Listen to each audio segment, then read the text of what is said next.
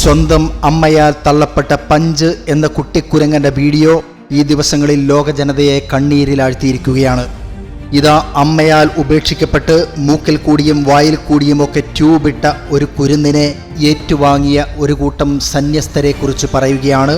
അത്ഭുതകരമായ ഒരു അനുഭവം പങ്കുവയ്ക്കുകയാണ് സിസ്റ്റർ സോണിയ തെരേസ് DSJ.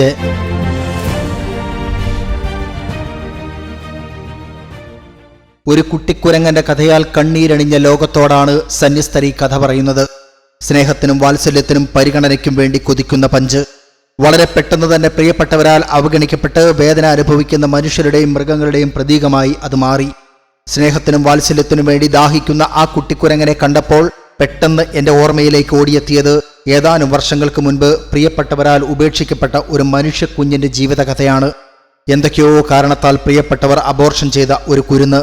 ജീവന്റെ അംശം നിലനിർത്തിക്കൊണ്ടാണ് ആരോഗ്യ പ്രവർത്തകരുടെ കരങ്ങളിലേക്ക് ആ കുഞ്ഞെത്തിയത്. മാസം തികയാത്തതും സാരമായ ആരോഗ്യ പ്രശ്നവുമുള്ള കുഞ്ഞായതിനാൽ കുറച്ചു ദിവസം ഇൻക്യുബേറ്ററിലും മറ്റും വെച്ച് ഹോസ്പിറ്റലിലെ നഴ്സുമാരും ഡോക്ടർമാരും ആ കുഞ്ഞിനെ ജീവിതത്തിലേക്ക് തിരികെ കൊണ്ടുവരാൻ കഠിന പരിശ്രമം നടത്തി. പക്ഷേ ആ കുരുന്നിന്റെ ജീവൻ ഒരു നൂൽപാലത്തിന് സമാനം അങ്ങോട്ടും ഇങ്ങോട്ടും ആടിക്കൊണ്ടിരുന്നു എന്നതിനാൽ ഹോസ്പിറ്റലുകാർക്ക് അധികം നാൾ ആ കുഞ്ഞിന്റെ പരിപാലനം നീട്ടിക്കൊണ്ടുപോകാനായില്ല. ജീവന്റെ അംശം ആ കിളുന്തു ശരീരത്തിൽ നിന്ന് അറ്റുപോകാത്തതിനാലും പ്രത്യേകിച്ചൊന്നും തന്നെ ആ കുഞ്ഞിനു വേണ്ടി ഇനി ചെയ്യാനില്ലാത്തതിനാലും ഒരു പാലിയേറ്റീവ് കെയർ പോലെ ആ കുഞ്ഞിനെ പരിപാലിക്കാൻ ഹോസ്പിറ്റലിൽ നിന്നും അല്പം ദൂരെയുള്ള ക്രൈസ്തവ സന്യസ്തരെ തന്നെ സമീപിക്കാൻ ആസ്പത്രി അധികൃതർ തീരുമാനിച്ചു. ഓർഫനേജിന്റെ ഉത്തരവാദിത്തം വഹിക്കുന്ന സിസ്റ്ററിനെ അവർ വിളിച്ചു വരുത്തി. ഇനി ഒരു ഡെവലപ്മെന്റും ഉണ്ടാകാൻ പോകുന്നില്ല. നിങ്ങളുടെ കൈകളിലാകുമ്പോൾ മരണം വരെ ആ കുരുന്നിന് ഒരു നല്ല സംരക്ഷണം ലഭിക്കും എന്ന് ഞങ്ങൾക്ക് ഉറപ്പുണ്ട്. ഇത് പറഞ്ഞ് ആരോഗ്യ പ്രവർത്തകർ മൂക്കിൽ കൂടിയും വായിൽ കൂടിയും ഒക്കെ ട്യൂബിട്ട ആ കുരുന്നിനെ ആ സന്യസ്തരുടെ കൈകളിലേക്ക് വെച്ചുകൊടുത്തു. വിറയ്ക്കുന്ന കരങ്ങളോടെ ആ കുഞ്ഞിനെ ഏറ്റുവാങ്ങുമ്പോൾ ജീവന്റെ ദാതാവായ ദൈവത്തോട് അവർ മനമുരുകി പ്രാർത്ഥിച്ചത് തങ്ങളുടെ കരങ്ങളിൽ നിന്നും ഈ കുഞ്ഞിനെ മരണം തട്ടിപ്പറിക്കരുതേ എന്ന് മാത്രമായിരുന്നു. ആ കുഞ്ഞിനെയും കൊണ്ട് അവർ ഓർഫനേജിൽ തിരിച്ചെത്തി.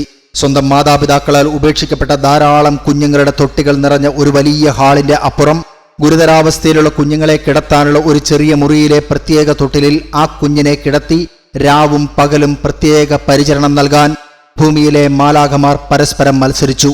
ദൈവമാണ് എൻ്റെ പ്രകാശം എന്ന അർത്ഥം വരുന്ന ഒരു ഓമനപ്പേരും അവർ ആ കുഞ്ഞിന് നൽകി. പലപ്പോഴും മരണത്തിന്റെ നിഴൽ ആ കുരുന്നിന് ചുറ്റും സംഹാര താണ്ഡവമാടിയെങ്കിലും തങ്ങളുടെ കരങ്ങളിൽ നിന്നും ആ കുരുന്ന് ജീവനെ തട്ടിപ്പറിച്ചെടുക്കാൻ ആ സന്യാസിനികൾ അനുവദിച്ചില്ല. കുഞ്ഞുങ്ങളുടെ പ്രത്യേക സംരക്ഷകനായ ഉണ്ണീശോയ്ക്ക് നേർച്ച നേർന്നും ദൈവത്തിന്റെ കരുണയിൽ ശരണപ്പെട്ടും അവർ ദിവസങ്ങൾ തള്ളി നീക്കി.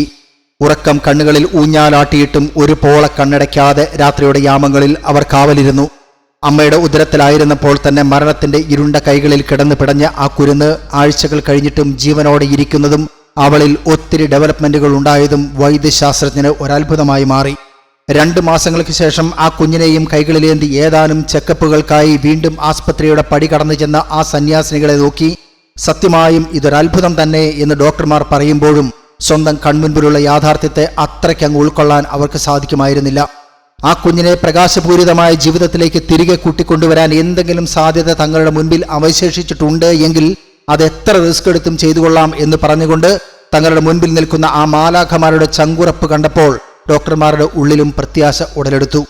ഗുരുതരമായ ആരോഗ്യ പ്രശ്നമുണ്ടെങ്കിലും പ്രത്യേക പരിഗണനയും സ്നേഹവും വാത്സല്യവും നൽകിയാൽ ഒരു പക്ഷേ ആ കുരുന്ന് ജീവിതത്തിലേക്ക് തിരികെ പിച്ചവെക്കാൻ സാധ്യതയുണ്ട് എന്ന ഡോക്ടറിന്റെ വാക്കുകൾ ആ മാലാഖമാർക്ക് ഒത്തിരി സന്തോഷവും ഒപ്പം പ്രതീക്ഷയും സമ്മാനിച്ചു.